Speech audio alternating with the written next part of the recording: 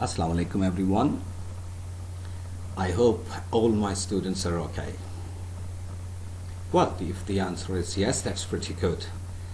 Well, I hope that you have started working on phonology, and after having understood the concepts which are ruling phonetics and phonology, definitely we have to talk a lot about phonology in the coming days.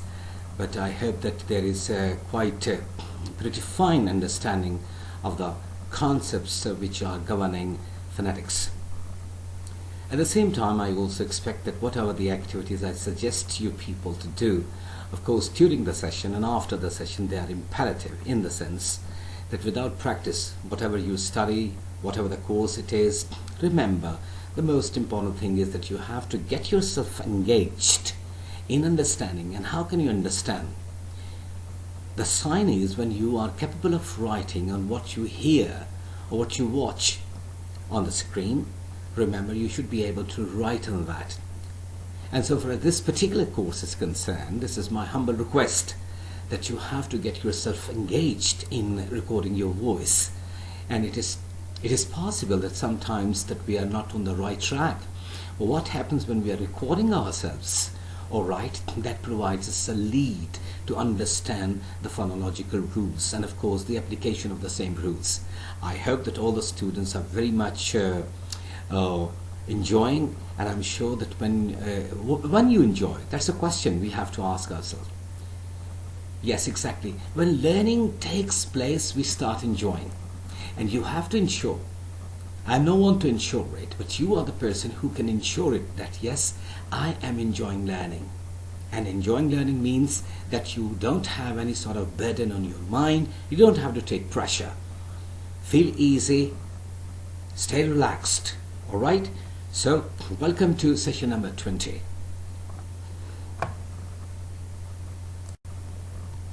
This is session number 20. And I hope you can recall what we have done from session number 1 to 19. Sometimes what happens, there are technical things and we don't have to ignore them. The conceptual understanding is very important, and how you can develop and enhance your conceptual understanding, the way out is the practice. The practice by the student himself or herself. Welcome to session number 20. Let's see what we have to do and what we have to understand today.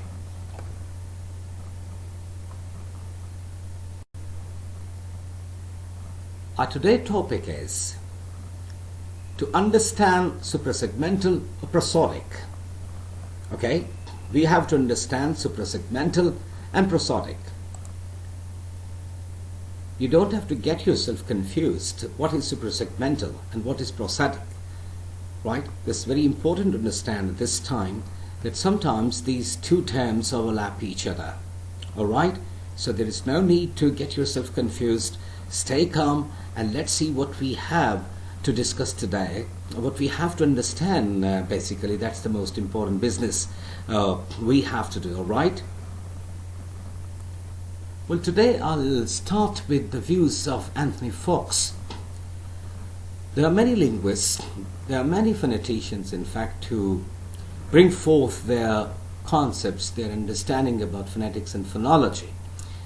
I thought that it was quite convenient, because this is my own opinion, to refer to Anthony Fox's views about suprasegmental or prosodic.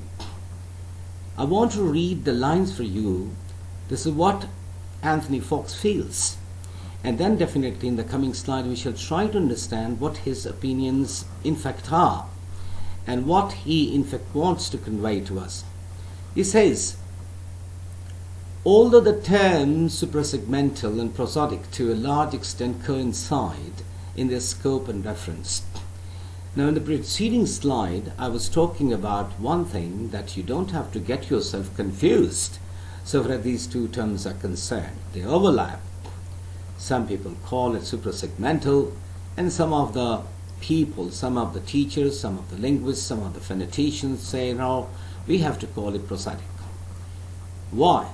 They coincide. This is what he believes in their scope and reference. So far as the reference is concerned, so far as the scope is concerned, yes, exactly, they coincide. At the same time, he says that it is nevertheless sometimes useful and desirable to distinguish them. Sometimes, definitely, that could be the desire of someone. Depends upon the learner, or depends upon the teacher, whatever the case may be, that we have to understand, according to our desire, that we have to distinguish them.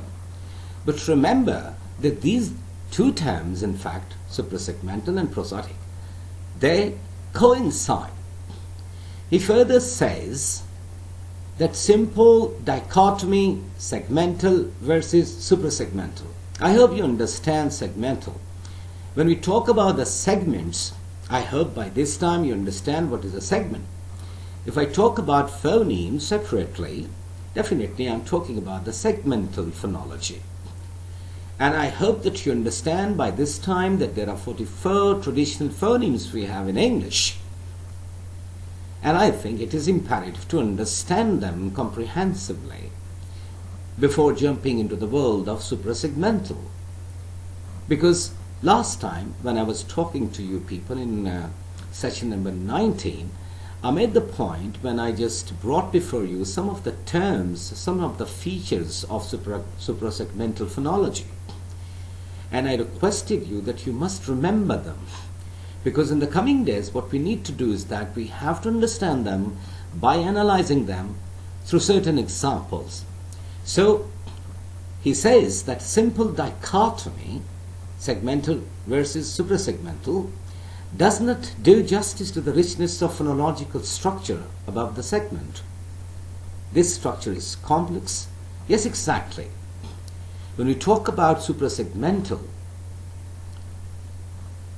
for instance, stress, intonation, rhythm, and tones, for example, the rising tone and the falling tone, how do we come to understand them?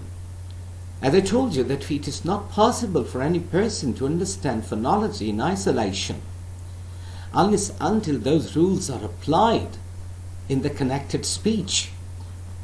Alright? And that's why time and again I try to present before you any concept, but sometimes with one dimension, sometimes by referring to certain other dimensions. This is what Anthony Fox is also saying. He is saying a simple dichotomy, segmental versus suprasegmental, does not do justice to the richness of a phonological structure above the segment. This structure is complex, involving a variety of different dimensions, and prosodic features cannot simply be seen as features which are superimposed on segments. Alright? We cannot impose on them. Remember, in the spoken version of any language, it is the job of the speaker to convey the message. Now, what is the message? I don't know if I'm a speaker unless until I apply all the phonological rules. My listener is primarily at the mercy of my own self when I am a speaker, for example. This time, I am playing the role of a speaker, and you people are playing the role of a listener or an audience. Now, audience doesn't know primarily what he or she wants to convey unless until the suprasegmental features are clearly applied. And this is what the speaker can do. Now, how can a speaker can do if, for example, you are a speaker and you are the learner of English phonetics and phonology, English phonology, but without knowing phonetics and English phonology, it is not possible for you to observe all the phonological rules, of course the suprasegmental features. If you want to convey the message, for example in spoken English, what happens? Do you tell the people that this time I'm putting a question? It is possible your statement is in declarative mood. Do you remember the sentence which I picked up? That was the example sentence. She is a good lawyer. If I'm saying she is a good lawyer, that means I'm simply informing you.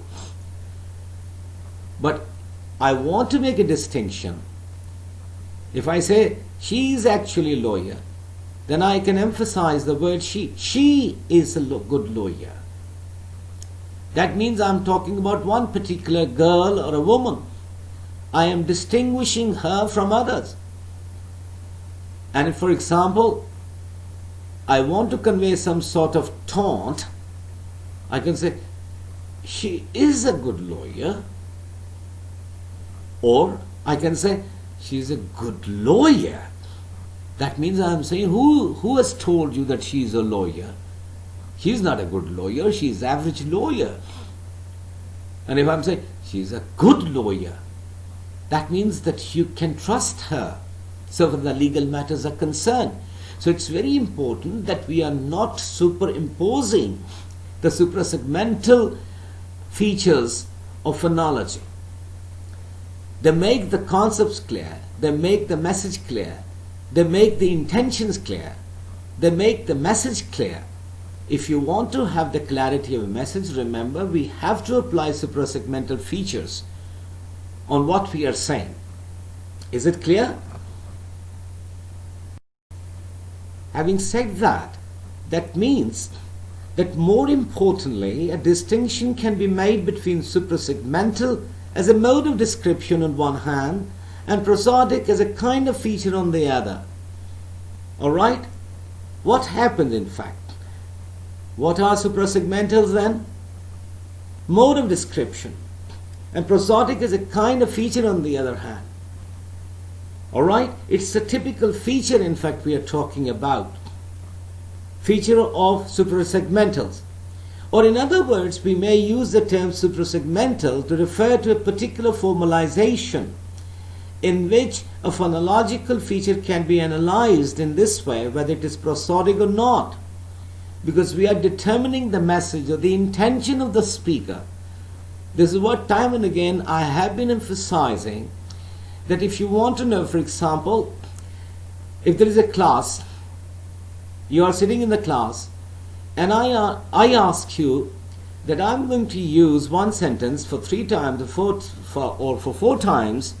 In each time, you have to try and you have to guess that what in fact is my intention in this sentence which I want to convey to you. Now I speak the sentence by following the features, and then I ask you or I tell me, do you think I am taunting? Do you think I am simply informing? Do you think that I am conveying my wonder or something like that? Alright? It's very important. For a speaker, it is imperative to use all these features so that the message could be understood the way you want the way you want your audience to understand your message. In the classroom, you might have seen, for example, I would like to refer to some of the poetic writings. For instance, Geoffrey Chaucer. Now, Geoffrey Chaucer is using pun-up words or taunting some characters in the prologue to the Canterbury Tales. Now, how it is clear? The line is very much there in front of you, but the way your teacher conveys the message to you, that means you understand whether it's a taunt, irony, or some sort of sarcasm. So all these things depend upon the way the speaker, or for example your teacher, is conveying to you. That's why suprasegmental features are very important. And we have given the name, for example, prosodic. That is the other name we have to understand, depending upon what in fact the speaker wants to convey. Is it clear? After having said, so what's the conclusion we can have? The conclusion is that the term prosodic, on the other hand, can be applied to certain features of utterances regardless of how they are formalized. Prosodic features can, in principle, be analyzed segmentally as well as suprasegmentally. So we can analyze the segments and suprasegmentally. Segmentally and suprasegmentally. What? The prosodic features. We have to make a distinction. For example, I told you that each and every phoneme is a distinctive sound. One phoneme is is different from the others. When you are using the sound th, you should be knowing that I'm using the sound th. And then you should be able to make a distinction between th and the. You cannot use the sound the instead of th. So segmentally you are in fact analyzing, and at the same time suprasegmentally how it is used in the connected speech. Okay, both are dental sound, for example, both are dental sound. There is no question about that. But how they are produced, that's rather more important for the student, for the learner, for the speaker. Is it clear? Okay.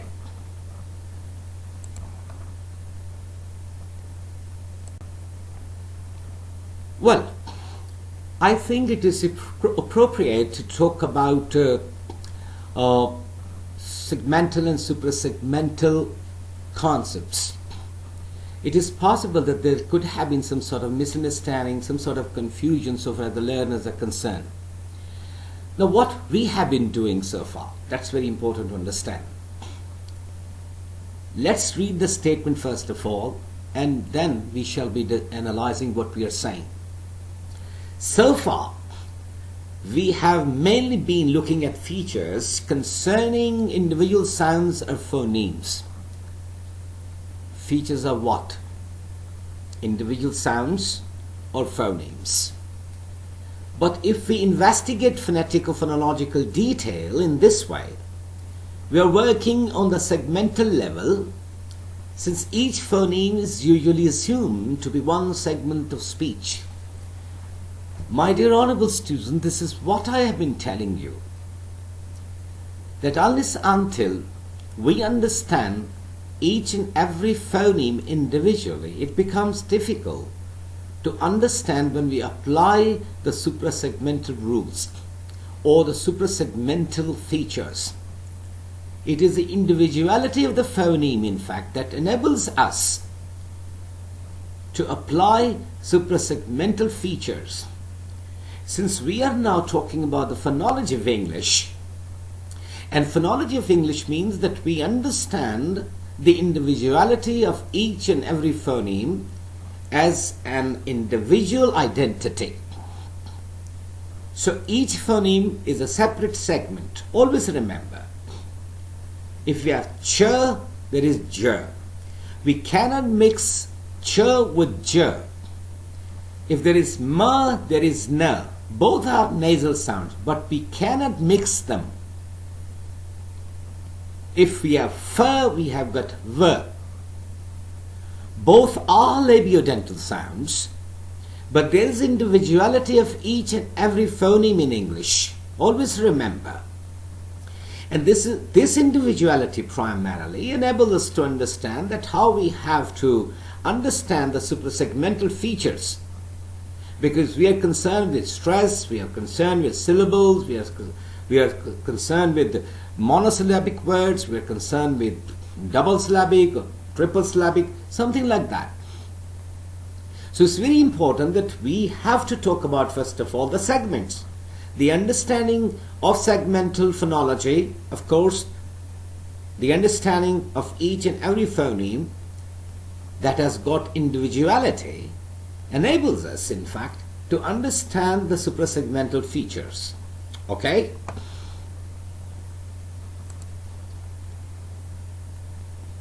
What I have said, that we have to understand, first of all, the segments of English, of course, the phonemes.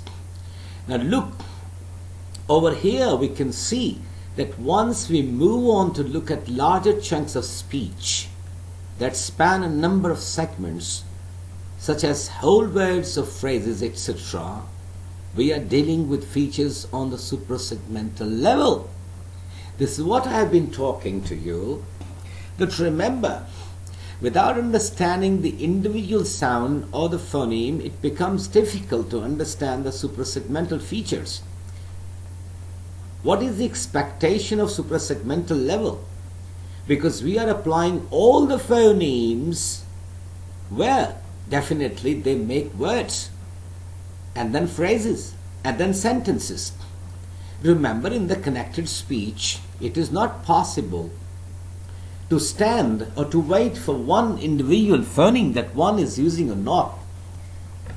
We automatically come to know when we understand what are phonemes.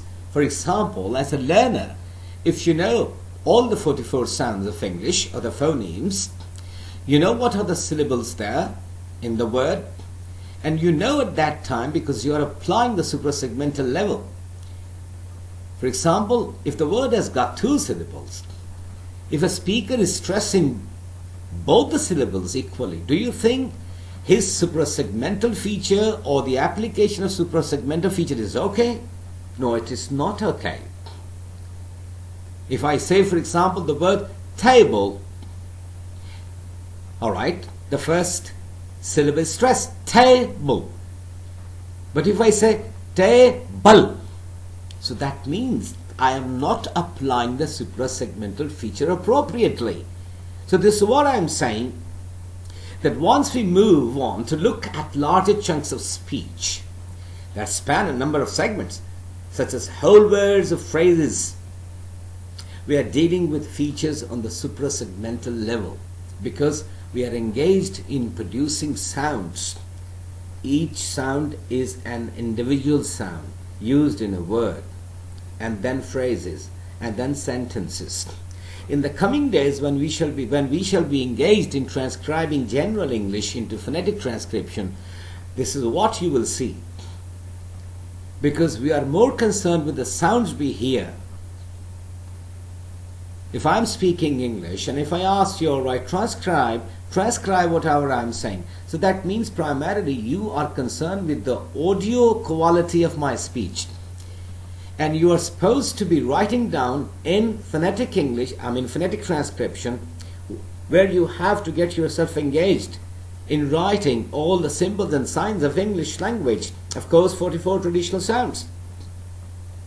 But when you are to speak those, you will speak whatever you have written, because you are primarily concerned with the sounds what I am producing now.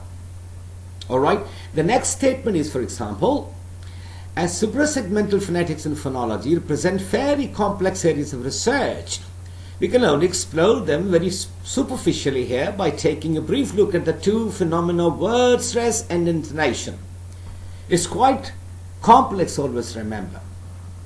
I can give you many examples. For example, if you come across an audio recording of someone and you are asked to just phonetically transcribe, it is possible that you make many mistakes. But it is very much possible that you are not making mistake because you are concerned with the audio production of the speaker. Whatever you listen, whatever you hear, you simply convert it in phonetic transcription. It is very much possible at that time that the speaker himself or herself is not clear about the English pronunciation. So the blame is on not the person who is writing phonetically. Alright? So the 2 phenomena are here, word stress and intonation. After knowing the phonological rules or suprasegmental rules, remember, word stress is the most important, and then the intonation, rise and fall of the language, because English is stress timed. Okay, this is what I told you. It is not like Chinese language. It depends upon the speaker's choice what he or she wants to convey. Is it clear? Okay, let's understand word stress first of all. Word stress, for example. Remember, in the coming days we have also to talk about word stress and the stress, and of course in detail, so you don't have to get confused. If, for example, this time there is some sort of confusion and you feel, all right, I don't understand, remember, in the coming days we have to analyze each and everything in more detail.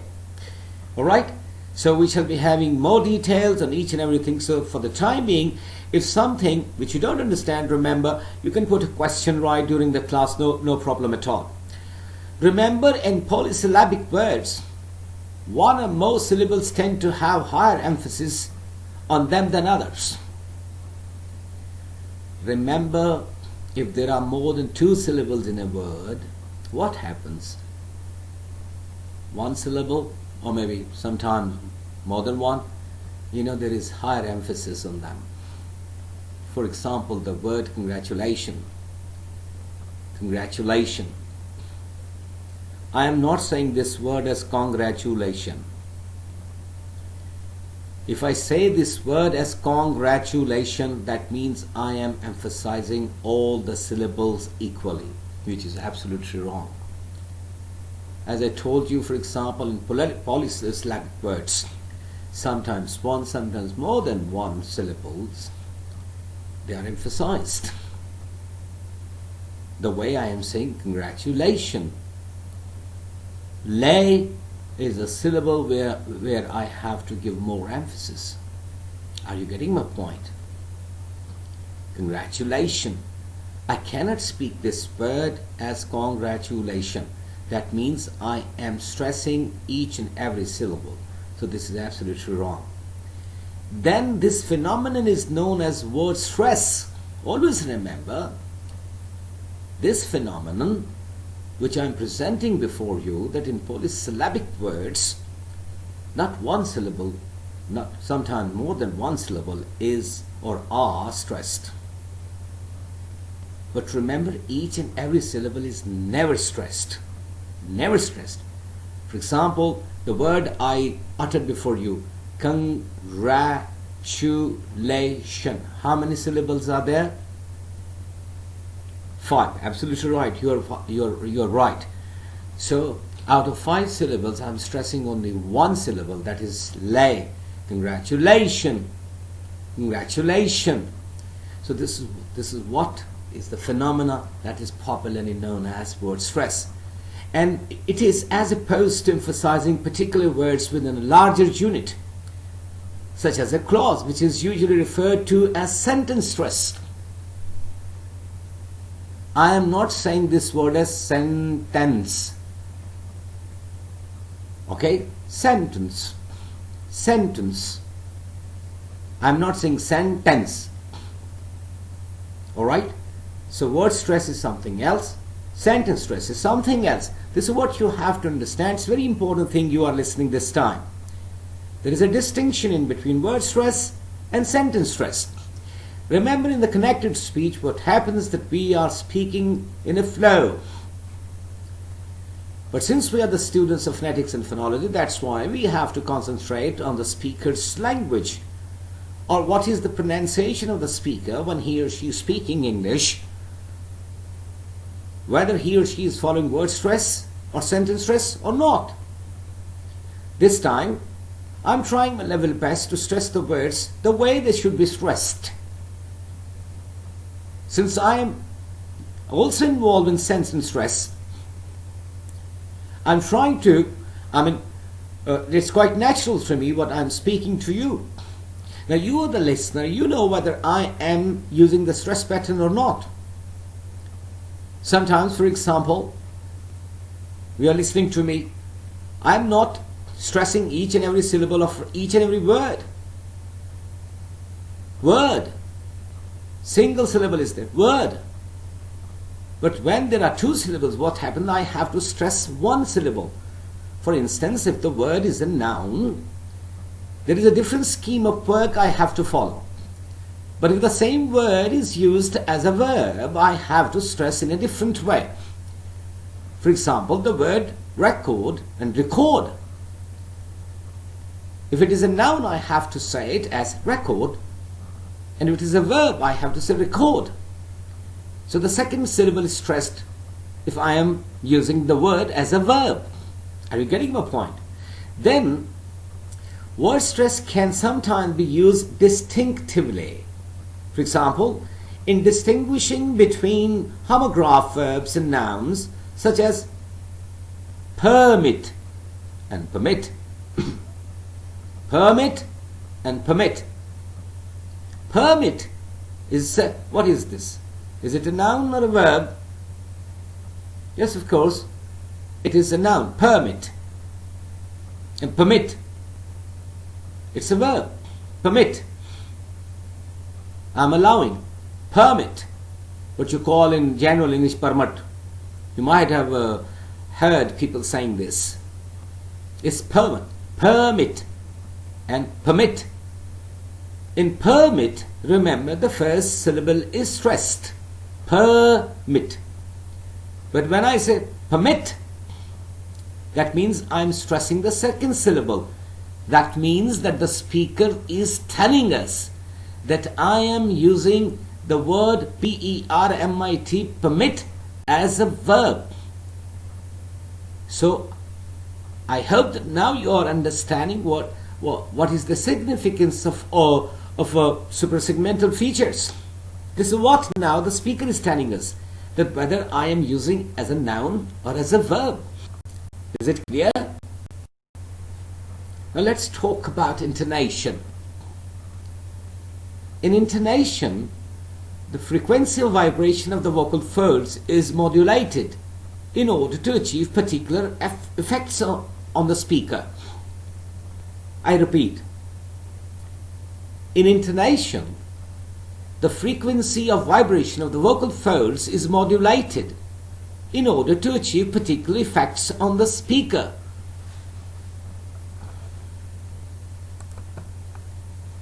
Why have I repeated this line? There is a word inside this line that is EFFECTS.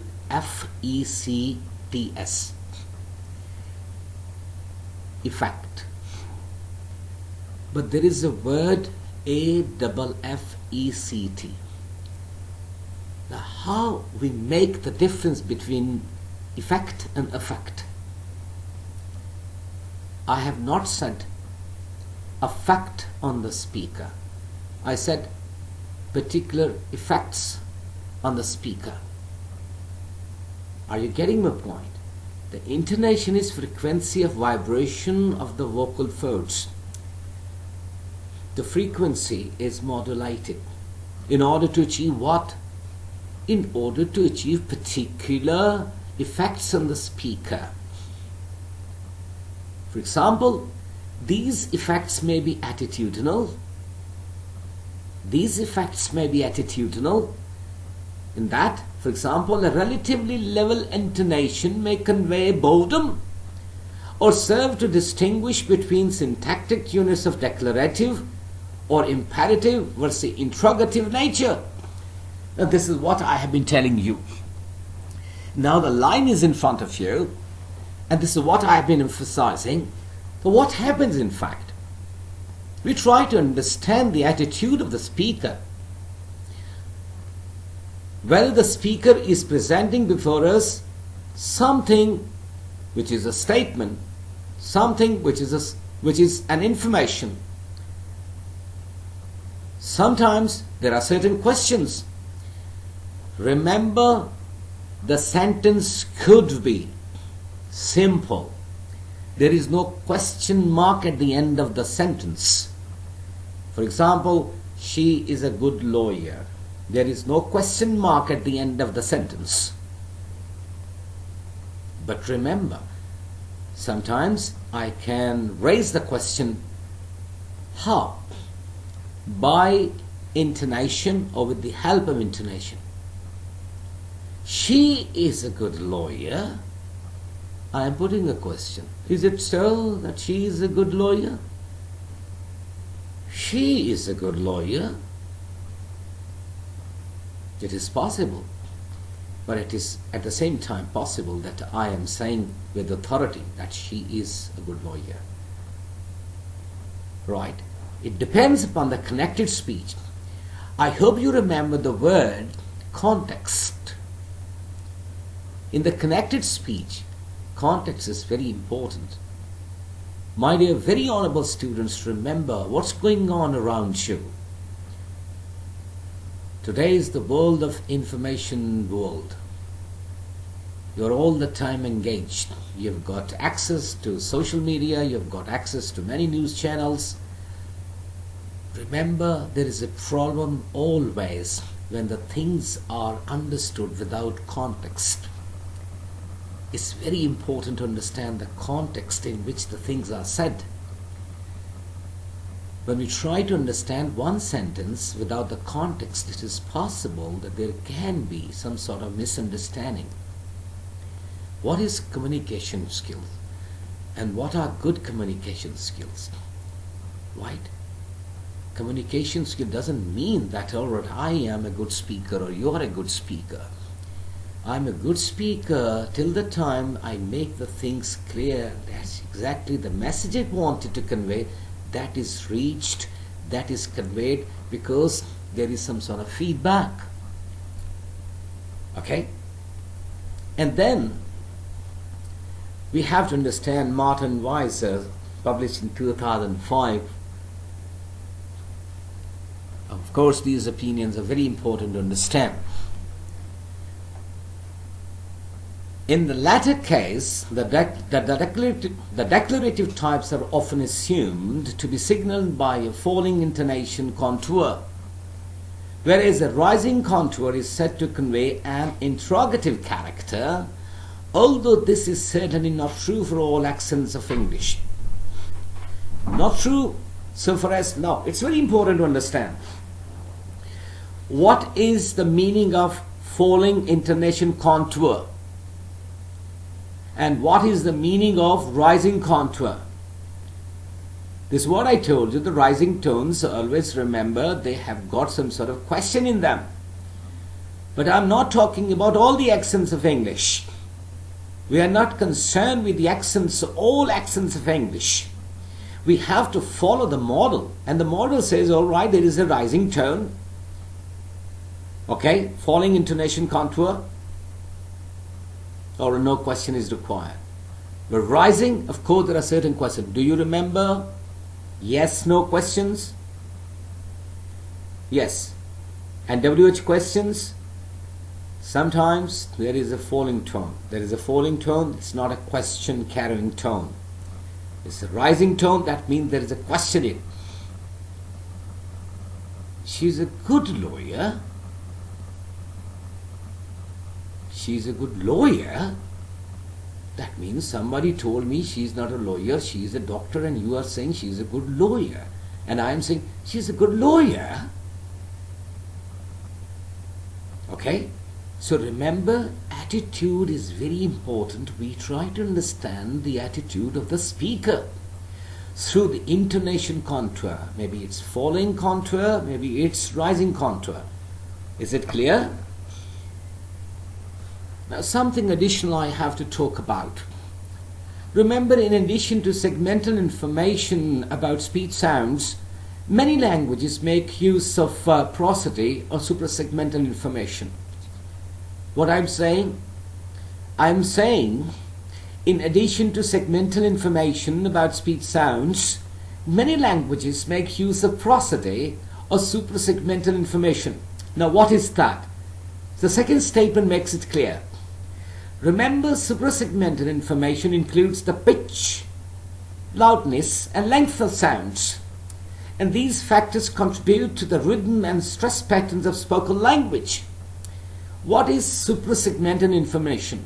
That's very important to understand. Pitch, loudness, and length of sounds. You might have seen there are certain people saying the word easy as it's very easy. There is no need to say this word as it's very easy. That could be the personal way of talking of someone, but English doesn't allow it. It is possible that's the personal accent of some speaker. If I say, for example, what do you think about this question? And one of you says, sir, it's very easy. There is no need to say that. It could be one personal style, one personal accent of one speaker. But we are more concerned with the pitch, loudness, and length of sounds. These are the contributing factors. Contributing factors of what? To the rhythm and stress pattern of spoken language. I am concerned here with the spoken language. You cannot see me. But if I'm trying to pronounce the words the way I want to, in accordance with the message is in my mind. And if I want to convey the message, the most important thing is that I have to stress the words accordingly. Otherwise, it becomes very difficult for the students or the listener, since you are not watching me, you are not seeing me at this time. So that means this time phonological awareness becomes rather more important. And what happens when we are having face-to-face interaction? At that time, sometimes all right, facial expressions are there, we can read. But this time there are no facial expressions. So you are left with what? You are left with the suprasegmental features I am following. Are you getting my point?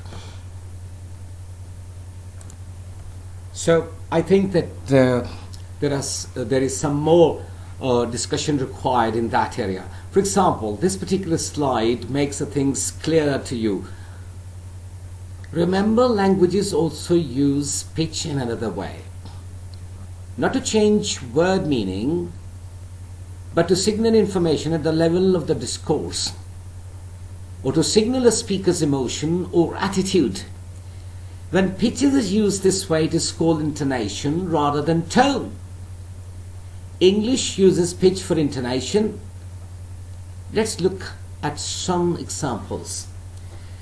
There is one sentence for your convenience, certain signs are there so that you may understand what I'm trying to convey. Right, first of all, let me read the statement again. Languages also use pitch in another way, not to change word meaning, but to signal information at the level of the discourse, or to signal a speaker's emotion or attitude. When pitch is used this way, it is called intonation rather than tone. English uses pitch for intonation. Remember, English uses pitch for intonation. So let's look at these examples. There is one sentence, and the sentence is, Sam got an A in calculus. The statement is, the sentence is, Sam got an A in calculus. Now watch, this sentence has been written for 3 times for you people. First is with a sign of exclamation. Some wonder is there. Sam got an A in calculus. Sam got an A in calculus. 2. Sam got an A in calculus. Sam got an A in calculus. 3. Sam got an A in calculus. Now what happened in the first statement? There is some sort of bewilderment. Really? It has happened? Sam got an A in calculus? In 2 there is only one question. How is it possible that Sam got A in calculus? He is not good at maths. How is it possible that he can be good at calculus? And the third is all the time, all parts and the chunks of sentence. In fact, what happened? All a question. Sam got an A in calculus. Now, it is not possible that Sam, absolutely not, it is not possible. He got an A, and then in calculus, it is not possible. It is absolutely not possible. So what happens? This is what I told you, the English uses pitch for intonation. So here we can understand the emotion or attitude of the speakers are there. You could understand what are my emotions regarding Sam got an A in calculus, and at the same time you got the clue of my attitude about Sam got an A in calculus. So intonation is very important in the conveying of message. Rather, I am conveying my emotions, or maybe it is possible I am communicating, or I am trying to convey my attitude. All right? Now, for you people, this slide elaborates it. all of the previous sentences contain the same words and the same segments. But if we vary the intonation, we convey something different about the speaker's attitude towards the sentence's meaning. This is what I have been trying to tell you. Notice that we sometimes use punctuation in our writing to give some clues about a sentence prosody. I told you, for your sake, for your convenience, certain punctuation marks are there. Sign of exclamation was there, and yes, question marks were there. Alright, first time, one question mark at the end of the sentence, and then after Sam got an A, and then in calculus. So it happens in the writing, but when you are not reading anything, what happens? So it is quite easy for you, it is quite easy for me to understand that this time that the speaker is trying to ask the question. This time the speaker is showing his bewilderment. This time, alright, maybe there is some sort of, hatred sometimes. Certain, taunts are involved, but remember, these are my emotions I want to convey to you. Yes, exactly. When it is in the written script, all right, we can understand. But what happens when we are coming across a speaker and who is using this kind of intonation pattern? So that means we are trying together to understand his or her emotions or attitude. Okay?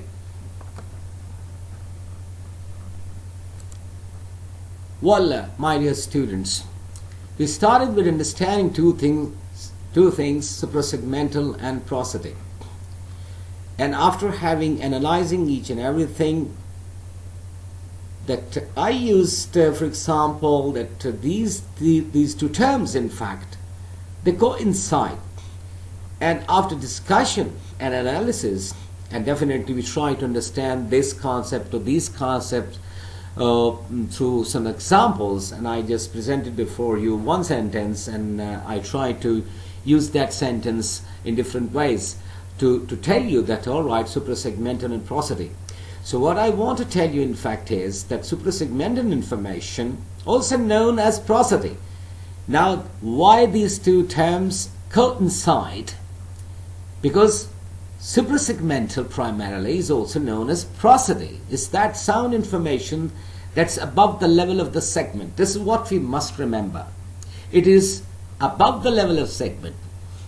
We are having segments. We have got 44 traditional sounds in English, but how these are used in the words and the sentences, and then what is the speaker's way to use them. Alright? And then we come to know it consists of pitch, loudness and length.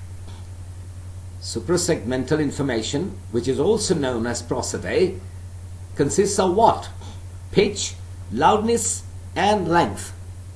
For example, I am using the word loudness. It is not loudness. Loudness. Are you getting my point? So this is the actual pronunciation.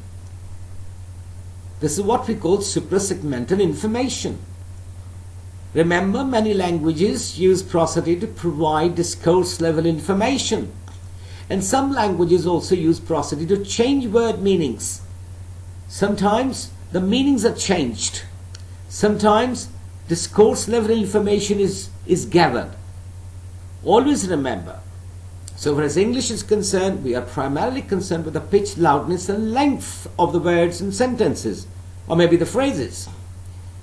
In spoken version, remember, there is no need to tell, this is what I am asking, this is what I am informing, this is what I am conveying my bewilderness. No, you are not expressing these things, but you are expressing these things with the help of tones, pitch, loudness, intonation. Or may I say not tone, simply intonation. So I am conveying each and everything. How? Through intonation. Is it clear? Good. Well, the most important component of each and every session, that is the self-assessment component of the segment. Today we try to understand suprasegmental and prosodic, right? So these two terms are one or the same.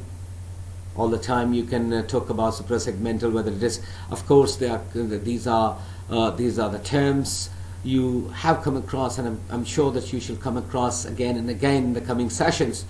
Suprasegmental or prosodic, whatever they are. Now you understand, okay, what is this?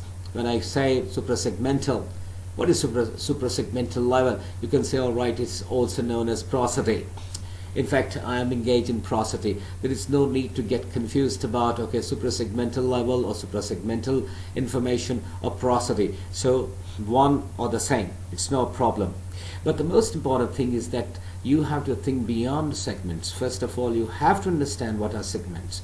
If you understand the segments, of course, the phonemes of English, then it's possible how to use them, because you are using them in phonetic transcription. And the last component of this course shall be, inshallah, that we, all of us, should be able to transcribe phonetically the genuine English. So that is what the target of the understanding of this phonemic world is concerned.